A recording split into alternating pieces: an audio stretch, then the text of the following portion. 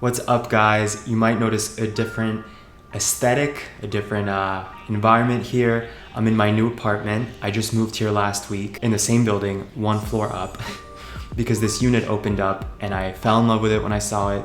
So my landlord was like, if you want it, it's yours. Look, I have even wooden floors. My last apartment was all tile, so I'm very excited about the wooden floors. It just feels so much more homey, this apartment. And before I was in a studio, this is an actual one bedroom and it has a shape to it. If you see, I have this way. Here it leads to the bedroom, this leads to the kitchen, so it has like an actual shape. There's character to this apartment. Before, the studio I lived in downstairs was like a rectangle, basically. It was pretty fucking dull. So I'm very excited to be here. You don't really see any plants. You see this lovely little flower, but all my other plants, all my greenery is right in front of me so that they can get sunlight and not die, as was happening in my last apartment that had a lot less light downstairs. So I say that to say, if you hear random bird sound effects, it's the tropical birds. It's pretty gnarly. It's also raining right now, in case you guys hear that. Anyway, excited to be in my new apartment. It's a new chapter for me in general. Like, I'm starting a new job, I moved into this new apartment, and I'm starting a whole new batch of videos for this channel. So I hope you guys enjoy them. I thought it was the perfect time to do a Q&A video. I kind of teased this months ago on another video. I said, drop me some questions if you guys want me to do a Q&A video. In the beginning, it was kind of slow, so I was like, I guess I just won't do one. I guess people aren't that interested in my life, which is fine. But over the months, more and more people have left questions on that video. So I'm going to address them today from my new home, my new abode. By the way, do you like this bookshelf? Wait, this way. Oh, it's always confusing. No, there we go. Oh my God. Right here. I built it. I mean, I didn't like go cut trees outside for the wood, but I had to build it, and I'm pretty proud of myself for that. It took a while because there's a lot of parts to it. Anyway, yeah, this apartment's a lot cuter. Anyway, let's go through the questions that you guys sent over to me. The first question was, what is your opinion of Queer as Folk, and how do you think it compares to gay life 20 years later? So I actually have seen the show Queer as Folk. I don't know if I've ever seen a full episode, but back when I was in, was it college or was it high school? I feel like that's around the time that the Logo channel became a thing. And this is pre, the drag queen, like Drag Race shows. And Logo was known for showing these like reruns of, I guess, like lesser known LGBT shows and movies and that kind of thing, right? So Queer as Folk, I remember seeing it and thinking like, oh, this is a nice idea, like a group of gay friends. Kind of revolutionary, actually, because that show was what, like early 2000s? Late 90s, early 2000s maybe? So from what I remember of seeing it briefly on the Logo channel, I liked that it did, like all these other shows that are about friends, right? Like the show Friends or Sex and the City, or, I don't know, what's another show about a group of friends? Maybe Seinfeld? You have a character fulfilling different sort of, I don't want to say stereotypes, but they're fulfilling a certain kind of character role, right? Like Sex and the City is a great example of this. Like Carrie, there's a little bit of Carrie in all her friends, but each of her friends is more specifically like a caricature of that one element that Carrie has. Carrie Bradshaw, right? So like Miranda is like the workaholic, she's very logical, she's the lawyer. Then there's Samantha, who is like, always on a different sexual conquest. So anyway, back to Queer as Folk. From what I remember, I like that every character kind of fulfilled something different. Like there was like the twink character who's like just trying to fit in, and he's young and he's newly sort of out and about in the gay world. There was one guy who was HIV positive, and then again, from what I remember, the main character of Queer as Folk, like the main sort of focal character, the protagonist, there was a little bit of him in all the other characters, right? But he kind of brings them all together. So in that sense, I think those shows are important, and it would be nice to have more of those shows. I feel like, there was a show called Looking on HBO, is that right? I've never seen it, but I guess that's like a group of gay friends, right? There should be more shows like that. I think it's important, or like Will and Grace, right? But again, Will and Grace is a much older show. I think we'll see more of these shows in the near future. They just have to get greenlit, and you know, you also have to always be mindful of negative stereotypes being reinforced, right? Like Modern Family was a cute show, or is it still on? Is a cute show, if it's still on. But it always kind of concerned me that I felt like it was, these gay men were like comic relief for straight audiences. That always made me feel a certain kind of way. You know, I really like the idea of like a show made by a community for that community, right? Like BET does this very well, right? You have shows, Mixed-ish, there was that show Girlfriends, I don't know, what's another, or even I remember on Disney Channel they had the animated series, The Proud Family. Like that's, you can feel that it's by black people for black people. And I think that's important. Now, how do I think it compares to Gay Life 20 years later? Honestly, I didn't like watch the show enough to be able to answer this question. But other than like the changes that we've had with technology and social media, from what I remember, it's still kind of the same dynamics of like, you meet men who are HIV positive, and when I talk to my straight friends about it, to them that's like, whoa, what? Like, it's such a different universe. But for us, it's like not that unusual to meet men who are HIV positive and to date them. It's not rare to meet the different, you know, archetypes, the twinks, the bears, the otters, the open relationship thing, the sex craze thing. So from what I remember, it actually isn't that different, the themes that they cover on that show. But if you are a fan of that show, I would love to hear your perspective. My celebrity crushes, I feel like I made a video about this, didn't I? Maybe I didn't. I don't know, my celebrity crushes are... I have more porn star crushes than I have celebrity crushes because, I mean, I feel like at a certain point, it becomes harder and harder to relate to like the images that are spit out at us by Hollywood when you're a gay person and you come from a certain kind of background.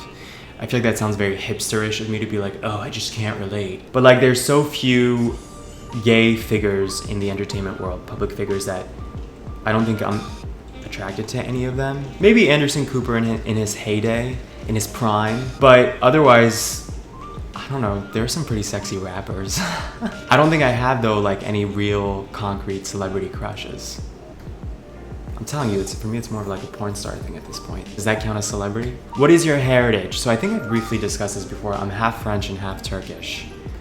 And I don't need your opinions on it unless it's complimentary. I say that because people always have an opinion when you share your especially when you're mixed and you share that background. The price you pay for bringing up either my Chinese or American heritage as a negative is, I collect your fucking head. I went to a party last weekend and somebody asked me and I said I'm half French and half Turkish, and the person was like, oh, I don't see the Turkish at all, which is like, I don't need your opinion. I know what my background is, I know what my culture is, I know where my family comes from. Like, I don't need you to start psychoanalyzing, or not psychoanalyzing, like biologically assessing I know what I am, thank you. Another question, how do I come out of the closet? I am 55, I am too nervous to try dating apps. Well, I would say it's never too late, right? Look at somebody like Caitlyn Jenner, who transitioned, in her 60s? Maybe even 70s? So it's never too late, I think, to live in your truth. I think it's important to live authentically. I actually was thinking about this earlier this morning. I was thinking that I think a lot of people become miserable and even become like sick, like cancer and all kinds of mental illness, physical illness. I think a lot of times it's because people aren't living authentically who they were meant to be. And so even subconsciously, I think it like grinds at them. It grinds at their spirit. So it's one of those things, right? You just have to kind of jump in. I went to the beach yesterday. The water was colder than I would have preferred for it to be. But instead of just like waiting in the water and hesitating, I was like, fuck it. And I just jumped in. And I think sometimes you have to just jump in because the anticipation, the suspense and the anxiety you build in your mind is so often worse than the reality. But if you're too nervous to try dating apps, you probably shouldn't do that, right? So I think the first step is always going somewhere, going to a safe place, right? People you can trust. So whether that's a close friend, close family member, and then going from there. How do you see the future of the LGBTQI plus community? Oh my God, all the letters. I'm one of those people, it's like, it's too much. Can we just call it gay community or like LGBT community? But even that is like the trans experience is so different from the gay experience. That like, why are we, the future of the gay community isn't necessarily the same as the future of the trans community. Anyway, I'm going off on a whole tangent, so I don't want to go there. Can prejudice that comes from the outside of the community decrease, and the prejudice among gays themselves? Ooh, this is a good question. How do I see the future? I see the future optimistically. My little brother is a decade younger, and his view of the gay stuff is already so different from mine. Like, he has gay friends. He had gay friends even in middle school. When I was in middle school, you just couldn't really be gay. Like, there was no space for it. It was too taboo. So I'm like, wow, within a decade for it to evolve that much. I mean, gay marriage wasn't even like on the radar for me growing up. And then in 2015, I was in my mid-20s and it became legal, right? So in America. So when you consider that, right, if you're a child growing up with that in the news, like gay marriage is now legal, that already shifts your mentality about this kind of topic versus, let's say, someone who grows up in the 70s when up until, I want to say 1972, homosexuality was still considered a mental illness. So the world around you completely affects your mentality of things, your tolerance, your acceptance, your prejudice over things. So I view the future very optimistically.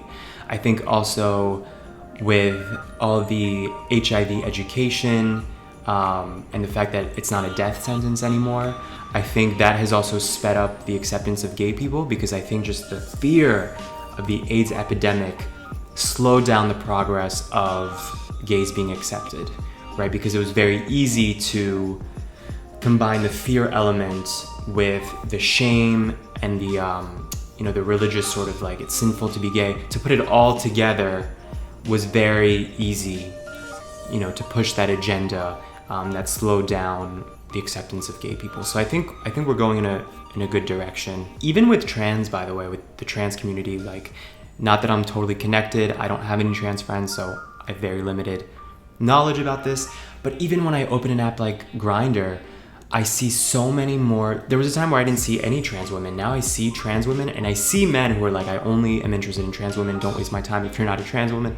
So the fact that even within the gay world, or I guess I should say LGBT world, but there was a time when Grindr, in my mind, was just like a gay man's app. So even within our own little bubble, I see more and more acceptance. And of course, outside of that too, I mean, the whole drag race phenomenon, not really my thing, but it's become part of pop culture. I just saw a Target ad a few weeks ago that had a drag queen. Actually, was it RuPaul? It might have been RuPaul. But I feel like I've seen other ads without RuPaul, that had other like random drag queens, and I was like, this is so weird that this is now like used in a marketing strategy. And of course, as a gay person, a part of me is bothered by that's like what a lot of straight people associate with just gay acceptance, like drag queens. Like, that's such a specific caricature that is rooted in sort of ridiculous, sort of overkill, campy culture. But it's better than nothing, right? It's better, I guess, for kids to grow up and see these images and it's normalized for them, like, oh, gay people and gay culture isn't going anywhere. And I think that the prejudice among gay people or LGBT people, like within the bubble, it will keep decreasing as the prejudice outside of the bubble keeps decreasing as well, right? I think they accelerate at the same rate. And again, even on these apps now, I see more than ever guys who are like, I'm only into femme guys, I'm not into masculine guys. You still do see the mask for mask thing. You still see guys that say like, only interested in other masculine men, blah, blah, blah. But I do think there's a growing acceptance towards all shades of, or all types of gay men or LGBT people. The final question, what is your complete date of birth, place of birth, and are you in a relationship with anyone? What else do you want? My social security number? I mean, hello. My birthday is June 4th, and I'm turning 30 years old this year. So this is like a year of, in many ways, starting a new chapter for me. I was born in France, since I'm half French and half Turkish. I was born outside of Paris. And are you in a relationship? I think you guys know by now that I am not, based on the plethora of pathetic dating stories that I have. Guys, stay tuned for more videos. I'm actually looking right now at like the list where I had the questions, and I have all these other upcoming video topics coming this year, 2021. So I hope you stay tuned. I hope you stay subscribed. I hope you enjoyed this video and look for more content from me very soon. Bye-bye. It's undeniable that we should be together. It's unbelievable how I used to say that I'd fall never. The basics you need to know if you don't know just how I feel. Then let me show you now that I'm for real.